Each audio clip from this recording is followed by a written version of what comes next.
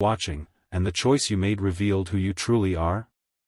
Maybe you've been helped by a stranger, or maybe you were the one who helped. Either way, this story is going to touch something deep in you, because it's not just about a lost wallet, it's about what it means to still believe in goodness, even when you have nothing left. Before going to the story, please subscribe our channel. Thanks. It was a gray Tuesday morning in New York City. Rain whispered down the windows of coffee shops and cab hoods, and the streets buzzed with hurried footsteps and honking horns.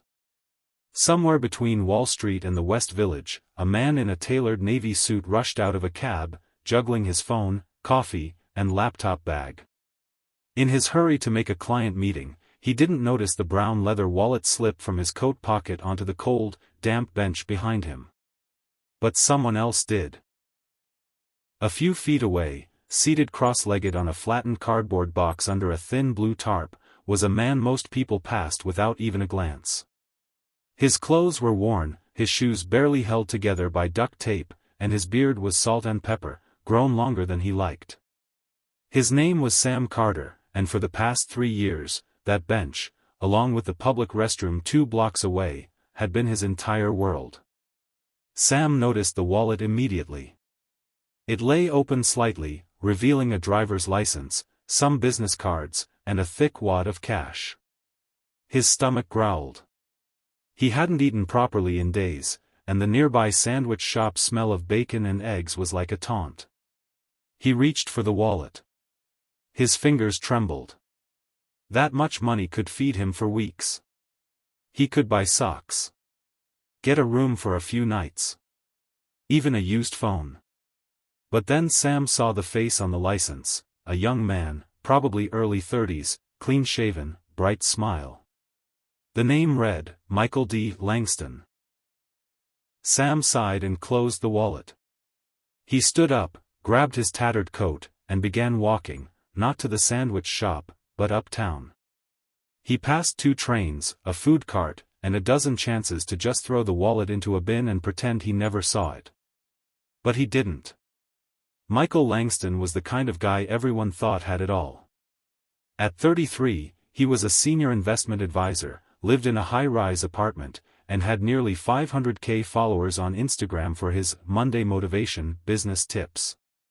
But truthfully, he was exhausted. The pressure of maintaining an image, constant deadlines, fake friendships, it was wearing him thin. That morning, when he realized he'd lost his wallet, he felt like it was just one more thing going wrong. He canceled his cards, sat at his desk, and sighed deeply. Until 3 hours later, his assistant walked in holding something. "You're not gonna believe this," she said, holding up his lost wallet. Michael was stunned. Everything was still inside, even the cash. There was a note, written in rough handwriting on a torn napkin. "Saw you drop this. Figured you'd need it back. I'm around the benches on 8th and Monroe most days. Sam." Michael was floored. Who does that anymore? Especially someone who clearly had nothing to gain. The next day, he went to 8th and Monroe. And there Sam was, feeding a pigeon half a sandwich. Michael approached, wallet in hand. "You Sam?" he asked. Sam looked up, nodded once, unsure what was coming. Michael sat next to him on the bench. "You returned my wallet." "Yeah, figured you needed it more than I did," Sam said with a dry chuckle. "Hope it helped." Michael stared at him. "Can I ask why you didn't take anything?" Sam looked off at the horizon. "Because I used to be you. Before everything went sideways." Over the next hour, Sam told him his story, one of dreams deferred, losses piled on losses, and the slow unraveling of a life once filled with purpose. He had been a high school history teacher. Married. A father. But a tragic car accident had taken his wife and daughter. The grief consumed him. He lost his job, then his apartment. He never turned to drugs or crime, but grief was enough of a prison. Michael listened. Not with the kind of distracted nods most people give, but really listened. And by the time the conversation ended, he was changed. He shook Sam's hand and asked, "Can I take you for lunch?" Sam hesitated, then nodded. And that one meal became two. Then regular breakfasts. Then something more. Michael did more than help Sam with a meal. He used his connections to get Sam a fresh set of clothes, a haircut, and an appointment at a shelter that helped people transition back into the workforce. He learned that Sam had no criminal record, no addiction issues, just a man who fell through the cracks of a system that didn't catch him. A few months later, Michael's company needed a part-time administrative assistant. He vouched for Sam. And Sam, in a cleaned-up thrift store suit and new shoes, showed up 15 minutes early on his first day. He never missed a day since. But the story doesn't end there. A local journalist picked up the story after seeing a LinkedIn post Michael had made. "He gave me back my wallet. I gave him a shot. But he gave me back my faith in people." The post went viral. TV crews came. Interviews followed. Donations poured in for the shelter Sam had stayed at.